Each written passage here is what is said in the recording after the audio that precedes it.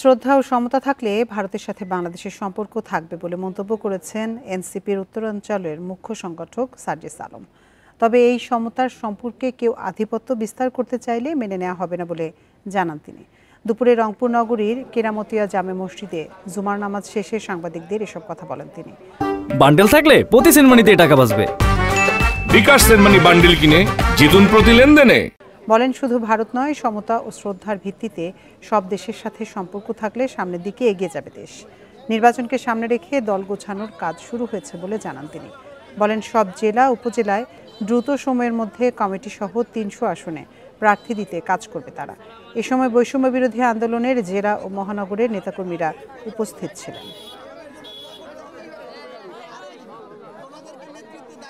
ভারত তাদের জায়গা থেকে ভারতের সাথে বাংলাদেশের সম্পর্ক থাকবে না এমনটি নয়, সম্পর্ক থাকবে, কিন্তু এই সম্পর্ক তবে শ্রদ্ধার এবং সমতার। এই সম্পর্কে যদি কেউ কারো জায়গা থেকে ডমিনেট করার চেষ্টা করে, আমরা সেই চোখ রাঙানি আর দেখব না।